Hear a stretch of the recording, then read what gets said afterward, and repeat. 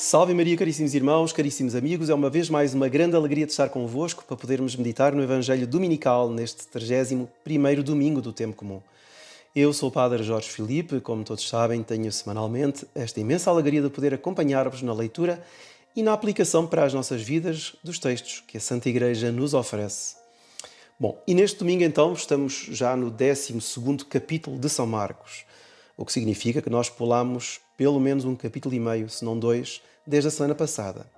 Recordam-se, na semana passada, Nosso Senhor saía de Jericó e dirigia-se a caminho de Jerusalém, precisamente, mas ao sair de Jericó deparou-se com um cego chamado Bartimeu, que, pela fé que teve em Nosso Senhor enquanto filho de David, ou seja, enquanto Messias, não só recuperou a vista, mas teve este dom inestimável, o maior dom que nós podemos receber, que é o dom da fé, ou seja, acreditar que Jesus é o Messias. E, portanto, ele acaba até por seguir Nosso Senhor no seu caminho. E então o caminho de Nosso Senhor era precisamente o caminho, a descida para Jerusalém. Ou, como eles diziam, a subida para Jerusalém. Porque Jerusalém ficava no alto do monte, era a cidade santa. E Nosso Senhor está a ir pela derradeira vez para esta cidade, ou seja, pela última vez. E, portanto, os próximos acontecimentos já se vão dar na Semana Santa. Nosso Senhor entra na Cidade Santa, domingo de Ramos, montado num burrinho, e dão-se vários factos, vários acontecimentos, sobre os quais nós tivemos de passar. E o Evangelho de hoje, então, vai mostrar-nos uma situação em que um escriba aproxima-se do Divino Mestre e pergunta qual é o primeiro de todos os mandamentos. Mas para compreendermos isto, para compreendermos esta pergunta, nós temos de retroceder um pouco a alguns versículos. Porque entre os vários acontecimentos que se dão já em Jerusalém, nesta Semana Santa, um deles, que é imediatamente anterior ao Evangelho de hoje e que nos faz entender este Evangelho, é o seguinte: é que alguns saduceus, que eram pessoas muito dotas, muito capazes, enfim, grandes intelectuais, aproximaram-se de Nosso Senhor e fazem-lhe uma pergunta que, digamos, é labiríntica. É um dilema, é uma espécie daqueles... uma situações incontornáveis, não é? Que não tem como dar a volta. E que era a seguinte: segundo eles, havia, nesta suposição, nesta história suposta, não é? Havia uma mulher que se casou com um homem e o homem não deixou filhos e morreu. Entretanto, como pela lei, o mais novo é que deveria, então, o irmão mais novo devia casar com esta mesma mulher, uma vez que não tiveram descendência. Mas o segundo também morre e ela assim casa com 7 irmãos e não deixa nenhum filho. O que acontece agora, segundo os saduceus, é que eles, morrendo, vão para o céu e perguntam aos saduceus: de qual marido será esta senhora? Será a mulher? Uma vez que ela teve 7 maridos, 7 irmãos, que foram maridos dela. Como é que vai ser na vida futura? Como é que se constituirá esta família na vida futura? E Nosso Senhor vai passar uma ensaboadela, não é? Vai-lhe dar um ensinamento teológico, porque, de facto, esse problema não se coloca. Porque, assim como não existem sociedades, os países não existem na vida futura, ou seja, Santo Agostinho é quem diz isso, os países que existem aqui, Portugal, Espanha, França, Brasil, Estados Unidos da América, Inglaterra, não existem. Ou seja, no céu somos todos de uma só família, que é a família de Deus. E, portanto, mesmo estes contextos nucleares da sociedade, chamados família, pai, mãe e filhos, infelizmente, enfim, estes contextos, estas células básicas da sociedade estão atacadas nos tempos atuais, não existem no céu. Ou seja, no céu somos todos irmãos, somos todos filhos de Deus. E de maneira que Nosso Senhor passa realmente um raspanete e, no fundo, mete esta gente aqui com as barbas de molho, propriamente ditas assim. Mas porquê que eles fazem esta pergunta, estes saduceus? Como nós já sabemos, os saduceus eram homens praticamente ateus. Eles eram totalmente materialistas, influenciados pela filosofia grega. Eles não acreditavam no que não viam, no fundo era isso. Eles não acreditavam na alma espiritual, eles não acreditavam, portanto, também nos espíritos angélicos, nos anjos, eles não acreditavam na vida eterna. E, portanto, esta situação que eles colocam, né?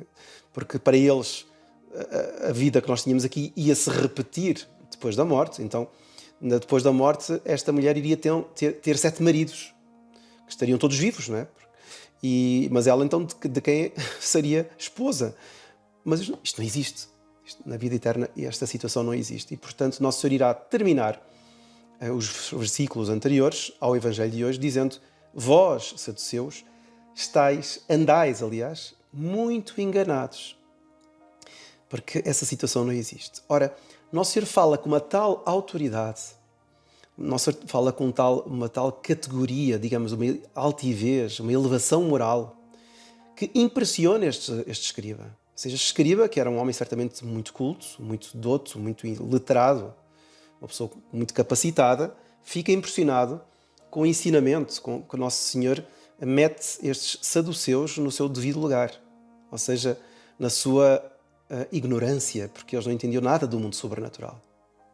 E, portanto, este escriba, que quiçá tenha ido ter com Nosso Senhor com esta admiração e com a ideia de que ele estava diante de alguém superior, porque Nosso Senhor tinha uma autoridade que lhe advinha desta elevação moral, porque tudo em Nosso Senhor era elevado. Os gestos, o porte, os ensinamentos, as parábolas, as histórias que Nosso Senhor contava, tudo era grandioso. E, portanto, até o ensinamento, até quando ele esmaga, digamos assim, estes saduceus, dando uma argumentação bem fundamentada na teologia, no Antigo Testamento, enfim, na lógica teológica, digamos, do conhecimento de Deus que os judeus tinham, até aí Nosso Senhor tem uma categoria e tem uma caridade para com eles, mas ao mesmo tempo faz-los ver a verdade como ela é.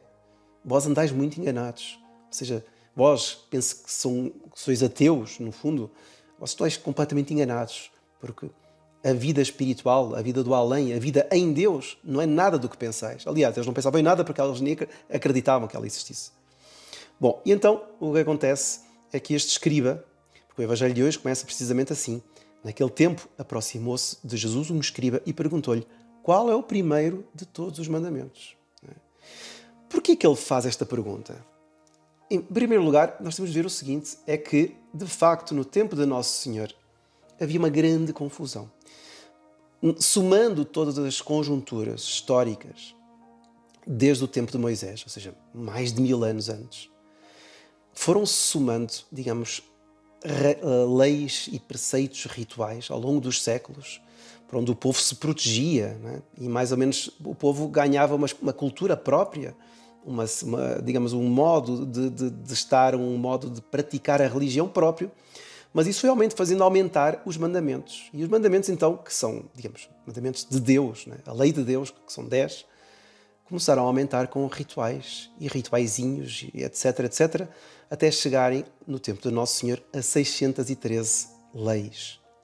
Ou seja, 365 leis negativas, ou seja, não pode fazer isto, não deve fazer aquilo, não sei o quê, e 248 leis positivas, ou seja, deve-se praticar tal coisa, deve-se purificar tal coisa, deve lavar as mãos em tal situação. Ou seja, era uma situação impraticável. E então, os grandes mestres daquele tempo, os grandes rabinos, esforçavam-se por encontrar um princípio de unificação, digamos, o fio à meada a isto tudo. Como é que a gente mete isto tudo numa certa ordem? Mas mais ainda, que isto não é só um problema intelectual, não é?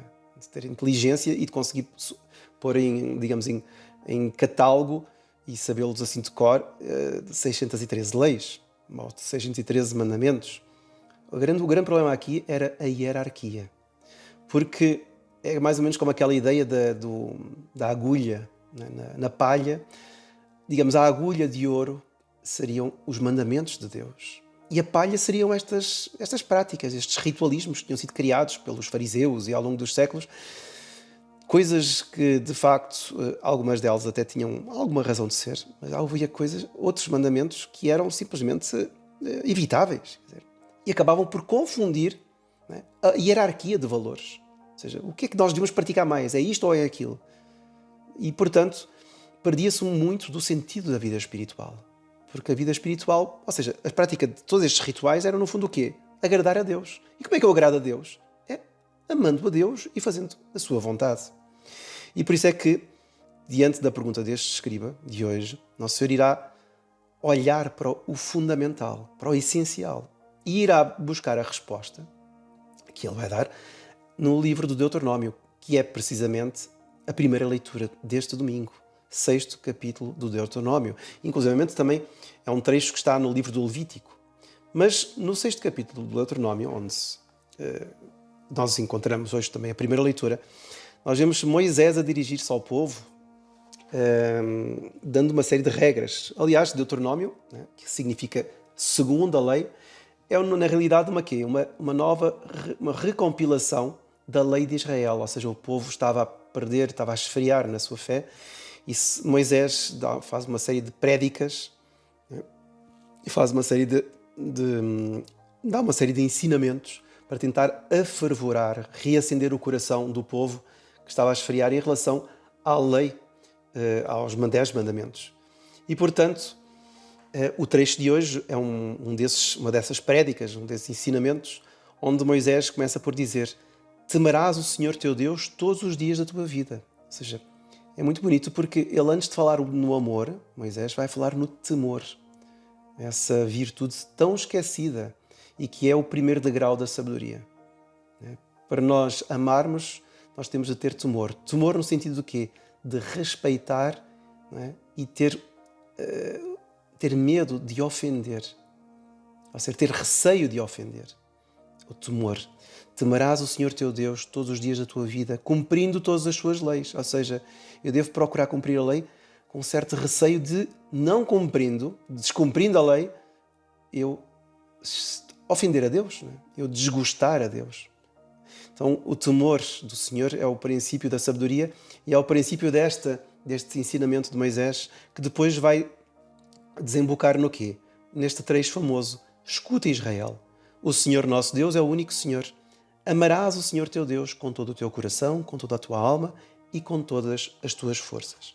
E é precisamente com este trecho de Deuteronômio que Nosso Senhor responde a este escriba. Ou seja, no meio desta amálgama de 613 leis, né, este escriba que está meio confuso, eu não sei para que lado é que me hei de virar. Qual é que é o primeiro mesmo dos mandamentos? Não é? Qual é o mais importante dos mandamentos? E Nosso Senhor irá dizer: é este, e vai repetir Moisés: escuta, Israel, o Senhor nosso Deus é o único Senhor. Amarás o Senhor teu Deus com todo o teu coração, com toda a tua alma, com todo o teu entendimento e com todas as tuas forças. Mas Nosso Senhor, então, depois disto, irá acrescentar algo que também está no Antigo Testamento, mas que eles tinham esquecido. Mas o segundo é este: amarás o teu próximo como a ti mesmo. E não há nenhum mandamento maior que estes.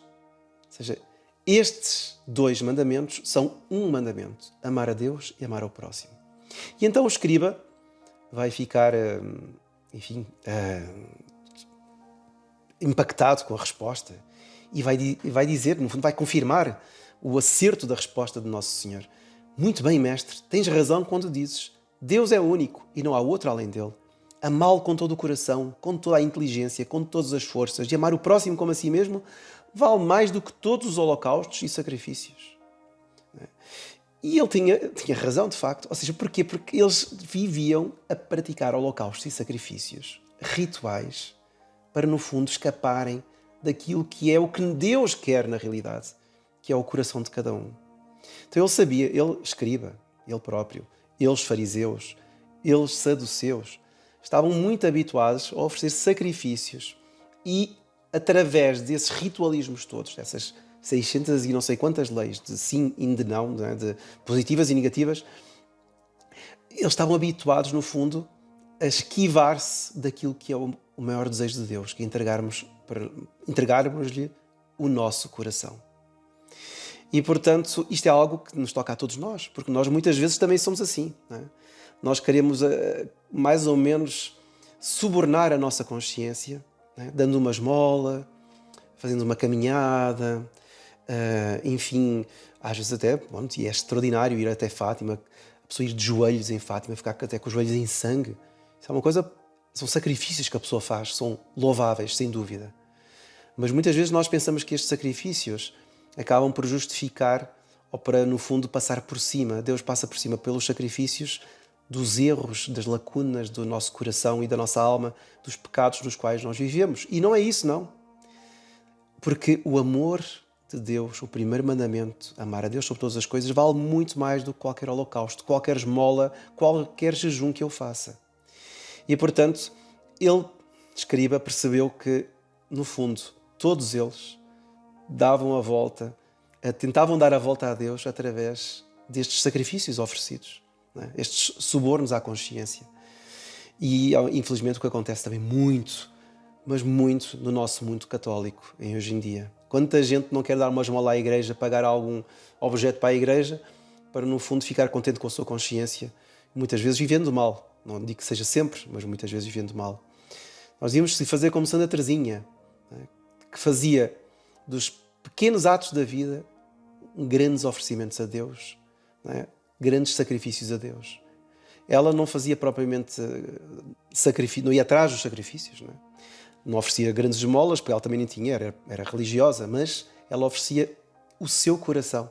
Ou seja, oferecia nas dificuldades da vida, nas provas que Deus lhe dava, oferecia o coração a Deus e procurava ultrapassar aquelas dificuldades, aquelas situações dramáticas, aquelas, enfim, situações em que dores que a pessoa vai passando, doenças, etc.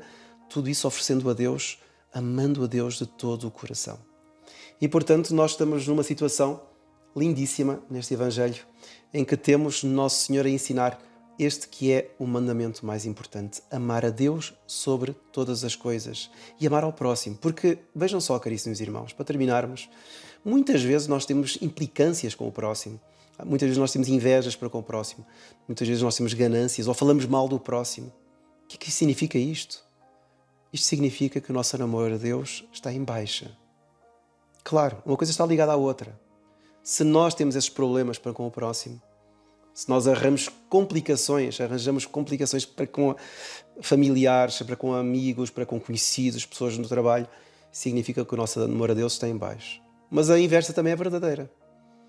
Quando nós estamos com o nosso amor de Deus diminuído, ou seja, quando nós rezamos pouco ou com pouco fervor, quando nós temos pouco desejo de ir à Eucaristia, de fazer a adoração, quando nós temos pouco desejo de nos confessarmos, quando nós diminuímos no fervor de Deus, é certo, podem estar certos, de que mais cedo ou mais tarde nós vamos arranjar alguém com quem implicar, alguém que iremos invejar, alguém do qual iremos falar mal. Porquê? Porque é um mandamento. Amar a Deus e amar ao próximo são duas faces da mesma moeda. Então vamos pedir a Nossa Senhora que nos ajude a dilatar o coração. E como dizia aquele grande santo, a medida de amar a Deus é amá-lo sem medida. Ponhamos em prática este, que é o primeiro dos mandamentos. E que a bênção de Deus Todo-Poderoso, Pai, Filho e Espírito Santo, desça sobre vós e permaneça para sempre. Amém. Louvado seja Nosso Senhor Jesus Cristo.